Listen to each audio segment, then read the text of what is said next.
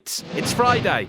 It is time to invite movie critic Van Connor onto the show once again to talk about some of the new movies that are out this weekend.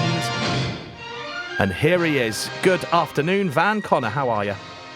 I can't complain, Mr. Ball. I mean, we've talked briefly off mic about some of the films out this week, so I've had better weeks, but it has had its upsides and its good moments. Yeah, some good and bad movies as far as you're concerned this weekend that are out then, I'm assuming, from what you've just said then. Yeah, it's taken me back in time to the early 2000s when about every 20 minutes J-Lo had another crappy rom-com out, and wouldn't you know it, she's doing it again. So, do you think a lot of the movies that have been released over the last however many weeks, a lot of them are focused for awards season? Oh, totally. That's absolutely where we are right now. I mean, we've got like a big movie out this week starring Gerard Butler, which is like, an award season palate cleanser. But you get one every January. This is the time of year when you usually release, the Underworld sequel or the Gerard Butler actioner or something like that. Historically, you always get a banger in January, but usually the kind that you would stick direct to DVD any other time of year. Just so happens this week we've got a good one and a J-Lo rom-com. So, all right then, we'll start with Shotgun Wedding. Is this the banger for January? I think I can safely say, and you know darn well that this is not the banger for January. I mean, banger is not the word I would use. So, okay, this bit of trivia on this one. A couple of years ago, they were making this with Armie Hammer playing the male lead opposite J-Lo. Yeah. They are the couple. They were going to be the couple who are getting married on the exotic beach wedding, and then the wedding gets taken over by pirates/terrorists, and it falls to the couple, the bickering couple, because cold feet wedding, bridezilla. He has his own issues, kind of thing, to basically rescue the wedding party. Then certain things came out that may or may not be true about Armie Hammer, and he now doesn't necessarily act anymore. So in terms of finding a replacement, they went and got someone I would charitably describe as Poundland Timothy Oliphant, otherwise known as Josh Duhamel, or perhaps best known to the world as Fergie from the Black Eyed Peas', I'm not sure if he's still a boyfriend or ex-boyfriend. Used to star in a series called Las Vegas starring James Caan on TV. That's primarily what I know him for. Yeah. Also, it's a lie. He's the leader of the soldiers in the Transformers series, the first 3 of the Transformers movies. Remember those? I know your son's really into those. He's the guy that leads the army that assists the Transformers. The Tyrese. I know who you mean now. Yeah, you know what I mean. Poundland Timothy Oliphant. Anyway, so they're the couple. Cue the terrorists/pirates. They're bickering, must save the wedding party. Said wedding party includes Lenny Kravitz, Cheech Marin, Darcy Carden, and of course, Stifler's mom. I've got a clip for you, and I'm just going to just contextualize this clip for you. I am just going to tell you that this clip involves not Timothy Oliphant, Stifler's mom, and J-Lo in tiny pants, just so you know exactly what you're listening to here. Hi. Hello. Your future mother-in-law, Carol. Yep, I know your name, Carol. I brought some of the extras for the welcome bags in case you want to make one for Sean. Oh, great, thanks. All right, thanks. Tommy, she's not wearing any pants. I just want to ask, and I hope it's okay, is that genetics?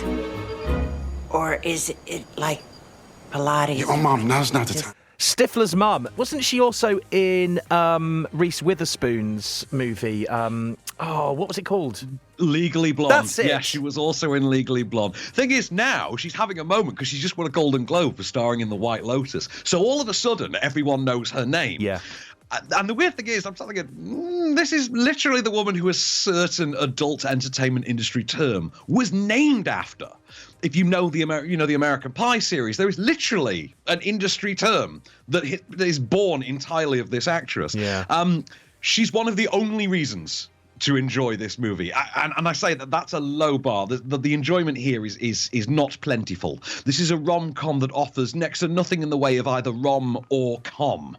I mean, Lenny Kravitz is having a good time, but when is Lenny Kravitz not? He gets to wake up every morning being Lenny Kravitz, so of course he's having the time of his life. True. The rest of us, though, this is an hour 40 something of what I can only describe as a turgid slog. This is the worst time anyone's had on a beach since that disaster movie The Impossible with young Tom Holland. This is an absolute disaster. And not the fun kind that Roland Emmerich would make. This is just unfunny, unentertaining. It plays like a pastiche of the Lost City of Z, like Snatched for the kind of idiots that thought Amy Schumer had too much intellect or depth. It's awful. I mean, it's available on Amazon Prime Video today, and you're really thankful for that, because if you paid ticket money to see this, you would actually riot in the screen. Blood would be shed. And incidentally, blood being shed marks the only time in this actual movie at which I laughed. A point in which a character injures themselves and bleeds profusely, because that's how much I was hating on these characters by that point. I despised it. Every minute just felt like an eternity. I sat through Babylon this week, which was 3 hours and 9 minutes long, and somehow still felt shorter than this. You didn't like it then? No, not a fan, mate. Shotgun Wedding, of course, you can make your own mind up about it, but you now know what the premise is all about. Let's move on to Plane. Yeah, Plane. I mean, from a film that just felt like it lasted to an eternity to one that just feels like it's over way too soon. I enjoyed the heck out of this one. So, it's January, you need something to cleanse the palate. Let's get Gerard Butler on a plane with Luke Cage, have it crash and do Die Hard, also on an island run by pirates. It's almost like there's something in the air this week. And then, as if to add insult to injury, let's literally call the movie Plane. I think I've said this to you before. I hope this makes $1 billion so that they're obligated to make a sequel and they have to call it Boat or something. I'm in. So, like I say, he's the Jerry Butler is the pilot. I think he has a name. Who cares? He's just Captain Gerard Butler for all we care as the audience. He's flying his flight, and he's got a convict that's being transported on board, being extradited. He's Luke Cage. It's Mike Coulter from Netflix's Luke Cage series. The plane goes down in a storm, gets struck by lightning, so it has no power.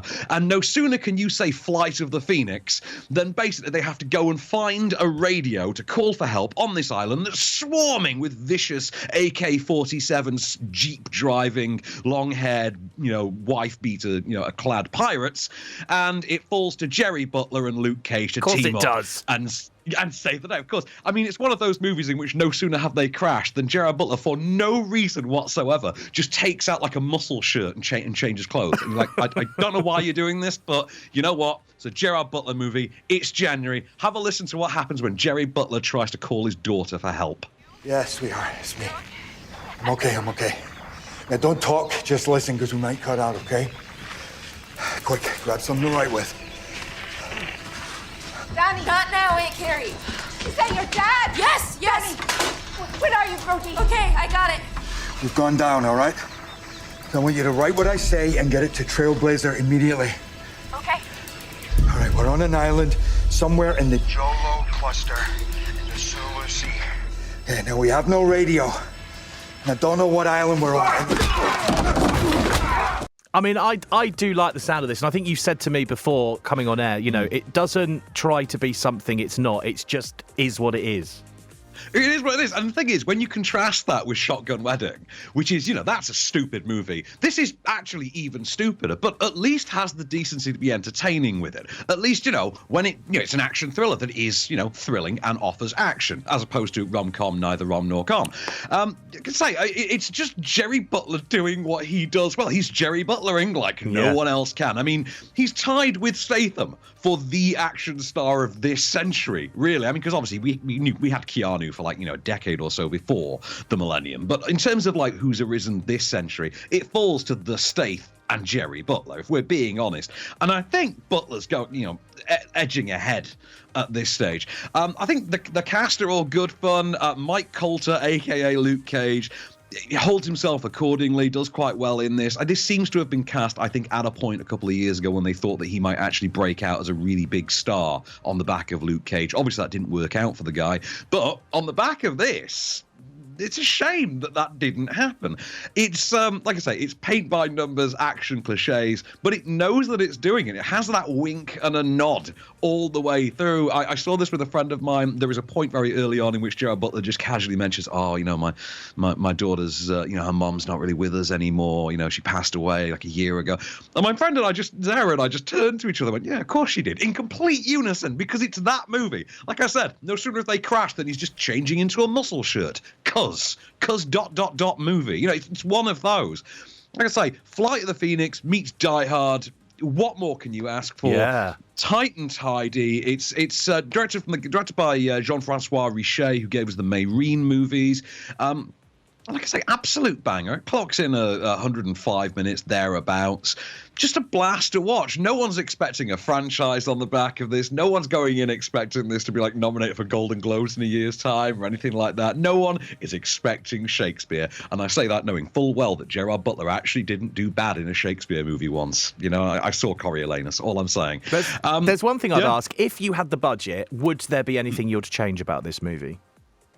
Oh, I mean, I'd just add an extra 45 minutes of awesomeness. I would take it from an A- good time to, you know, a full A-star good time. I had a great time with it as it is. The only thing I would do is just make more of it. I'd have him try other vehicles. I really would have him go on boats and buses and things. I would just add more vehicles. That's the only thing. People have been taking the mick out of the title for this. I think the title's brilliant. It tells you exactly what kind of movie you're watching. It's my favourite title, incidentally, since Snakes on a Plane. I knew you were going to say that. yeah. It says what it does on the tin. Exactly. Sorry, it says on the tin. I would rather it just be Jerry Butler does Die Hard in the Air, because that really would have been what it said on the tin. But fair play. I had a good time with this. If anyone wants to go and see Plane, where can they go? Is it out in the cinema? You can take a ride on Plane in cinemas from today. Amazing. All right. Well, for now, thank you very much, Van Connor, our movie critic. We will catch up next week with some more. Do you know which ones we're chatting about next week yet? I do indeed, my friend. Next week, we're getting oiled up and we're dancing with Magic Mike for a third time. I can't wait. It's Magic Mike's last dance. And also, Puss in Boots is back next week with The Last Wish. So you get a bit of Banderas, you get a bit of Salma Hayek, and you get a bit of oiled up Magic Mike as well. What's not to love? What more could you want on a Friday? Thank you very much, Van Connor. We will chat next week. Have a lovely weekend, fella. All right. Till the next time, good sir. Right. It's 10 to 4 with the Eurythmics on BBC Radio Oxford. Enjoy.